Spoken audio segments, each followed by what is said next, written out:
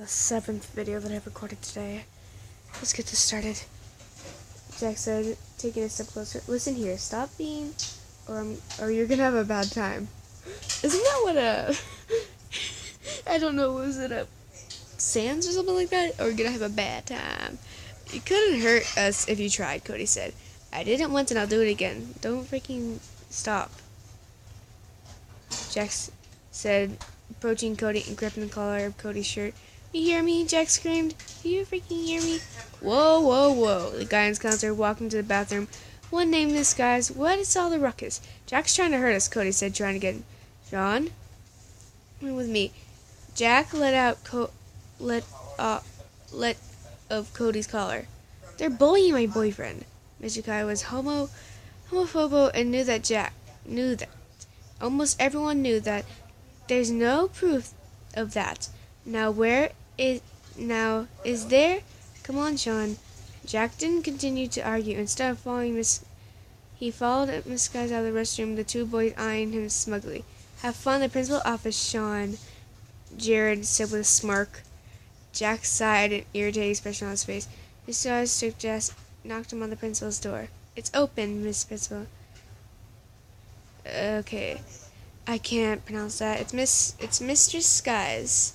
Mr. Skies opened the door, and Sean McLaughlin was about to cause trouble with beating up with two night boys. Leave him here. I'll take care of things, Miss Anchor said. Miss Skylar nodded and left the office. What class are you in right now, Sean? Science, Jack said. With Miss West. All right, Principal said, picking up the phone, calling her room. Yes, Joan. It's Mr. Akins. I have Sheen here in me with my room, so I'll have to let him go grab his things and come him back, right? Okay, thanks. Yep. He said, hanging up. You heard me, he said. Go get your stuff, then come back here. Got it? Yes, sir. Jack said, standing up and leaving the room. It only took about 5 minutes to go to Miss West's room and back to Anger's office. When he was back, he sat down in the chairs in the front of the room, setting his things on the floor in front of him. Why did you try to beat them up, son? They kept bullying my boyfriend, and they bullied me, Jack said. That doesn't mean you have to bully them back. I believe you, Sean. Who was in the bathroom? Cody, Frederick, and Jared Black. They said the principal wrote down their names in a piece of paper alongside Jack's. And what's your boyfriend's name? Mark Fishbach, he said. Ah, Miss Singer said. What names have they been calling you? Is it alright? It's alright to be square. When did this start? It will be for a while now, and they didn't start bullying. But they didn't start bullying Mark too until I began hanging out. Any other bullies? Yes. Jake Brown and Tristan Clark. Gotcha, miss. I'll talk to them as soon as I can. Okay. Is your mother home? Or is she on another business trip? Business trip for a whole month. Wow, Miss Angus said. Well, let me know when she gets back. Will do, Jack said, standing up. Thank you, Miss Angers. You're welcome, Sean. Then the bell rang. God, my head is so hot right now. Everybody's okay. Nothing was on this page. What is happening? She had a whole page to write something, and she didn't do anything. Scarly, no. It's so stupid. I love it. It's so stupid, it's funny. Okay, let's see. You can stay here for a while, Jack said. At least until... Was there... Did I miss something here? Okay. You can stay here for a while, Jack said. At least until my mom gets home. I have to go and get some stuff. But I don't think my parents really want to see me right now. We could sneak in, you could, Jack said. Do you have like a duffel bag or something to put things in? Yeah, in my room, Mark said, running one of his hands through his hair. Good idea. Should we go now? It's nearly midnight, so I'm not sure. My parents should be asleep by now. It'd be probably best to go now, Mark said. You left your car there, didn't you? Jack asked. Yeah, I did. Mark said, we'll have to walk there. It's not too far. Have you keys? Mark nodded in response, taking them out of his pocket. I'm such an idiot. But you're my idiot, Jack smiled. And you're mine. Mark smiled. Let's go, Jack said, smiling. Mark took Jack's hand in his before they left the house, making Jack's face heat up. Mark's small gestures and their relationship never failed to make Jack blush. They quickly walked close to a run, still hand in hand. Mark began to slow down, so Jack too slowed to stop. They were in front of Mark's house. All the lights were turned off, and Mark's car was in the driveway. Mark went to the front door and tried to open it. As expected, it was locked. So Mark took his house key and slowly and quietly unlocked the door. It opened. Could you stay out here, babe? Mark asked Jack. I'll be out in a couple minutes. Jack nodded. Of course. Mark went inside, closing the door behind him. Jack waited outside, and he was beginning to worry after 5 minutes had passed. But no lights had turned on. What if his parents see him in there? Jack's thoughts were panicked and anxious. About 2 minutes later, Mark left the house and opened the door. Jack was relieved to see him. After Mark had closed the door again, a bag in his hand presumably contained his clothes and other items. Jack ran up to him and threw his arms around Fishbuck. Mark chuckled. Miss me? I was getting scared. I was worried. I thought something happened. Jack pulling away, and a sheepish look on his face. They didn't even wake up. Mark laughed, making sure he had keys. My school stuff is in my car, so don't even have to worry about that. Then Jack saw a light turn on. He cursed. What? Mark said. Get in the car. Jack got in the passenger seat and got in the driver's. They put the keys in ignition and pulled out of the driveway. They were gone before Mark's parents was able to open the door. Ha ha! Mark laughed in success. He and Jack high-fived. Sweet! They were laughing and they drove back to Jack's house. When they got there, Mark pulled into the driveway and was just about to turn off the vehicle when Jack asked a question. Could we maybe drive around for a while? Sure, Mark said with a smile, pulling back out of the driveway for them to drive around instead of going to sleep. It was 1 a.m. when they got back to Jack's house. They'd driven around for half an hour before they were both getting significantly tired. They'd gotten to Jack's house and went inside. They got ready for bed, laying down in Jack's bed, just cuddling. I love you, Jack, Mark said. Thank you. Why are you thanking me? Jack asked. No, not again. That word. I hate that, because even though I was to you before, you forgave me, Mark said. Then kissed Jack's cheek. I love you too, by the way, Jack said, and blushed at the contact of Mark's lips against his face.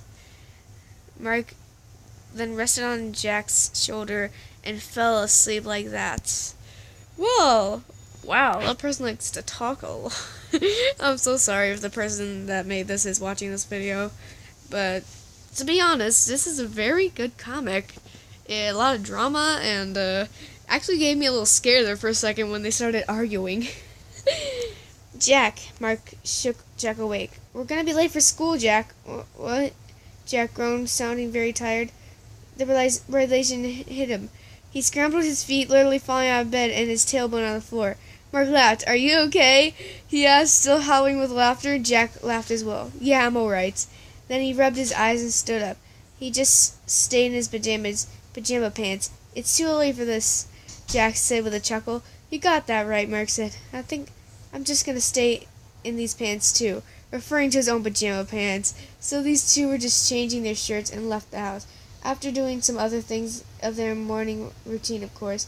School started at 8 in the morning. It was about 7:50 currently. Thankfully, Jack didn't live too far from school, so they got there about 5 minutes.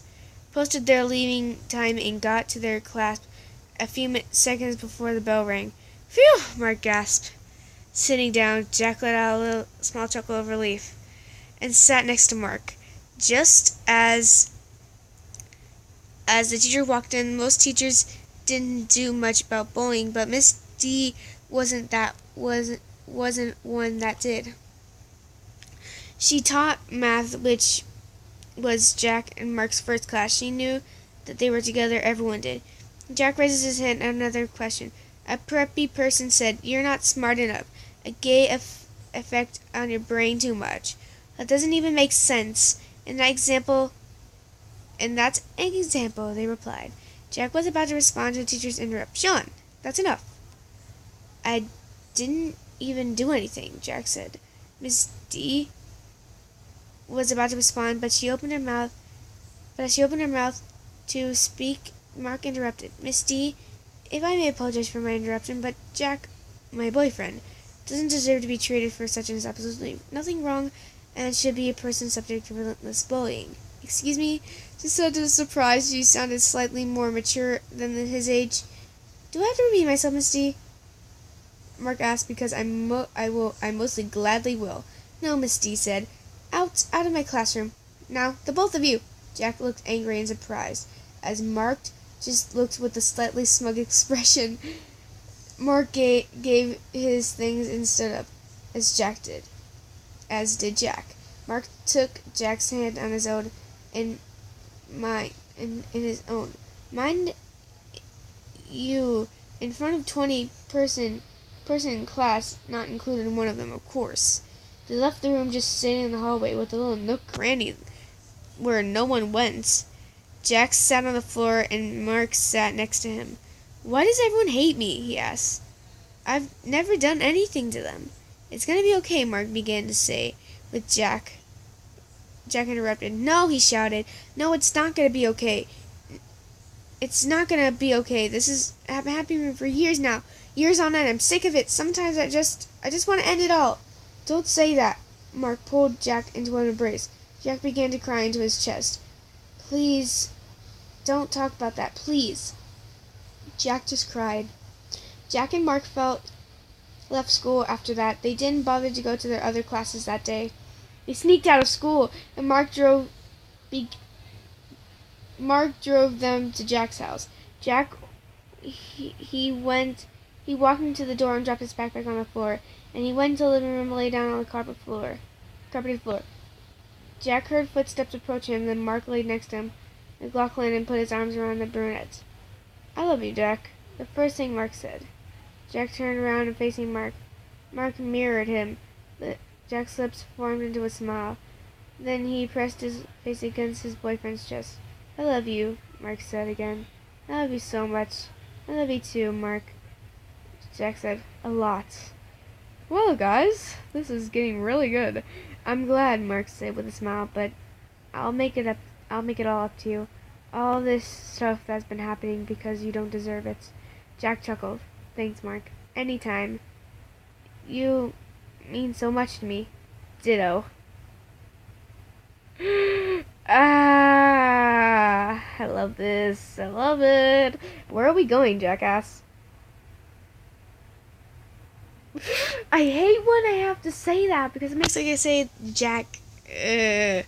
You'll see, Mark said, taking Jack's hand in his and leaving McLaughlin's house, taking him to his car. Jack laughed and got in the passenger seat of Mark's car. Then they were off. Minutes later, they were out of town. "I'm taking you on a date," Mark clarified after a few more minutes of driving. "Oh," Jack asked. No, I hate that." "Yeah." Mark looked over at Jack for a couple of seconds with a smile before diverting his attention back to the road. "Well, thank you," Jack said, smiling. Taking Mark's hand wasn't on the steering wheel. "You're welcome, Jack boy," Mark smiled, rubbing circles on Jack's hand with his thumb. They just sat in silence for a bit, with the radio playing on low volume and soft hum of either Jack or Mark, depending on the song. Well, guys, we're going to end it here. If you guys liked this video, hit the like button, hit the subscribe button. I'll see you guys next time. Bye.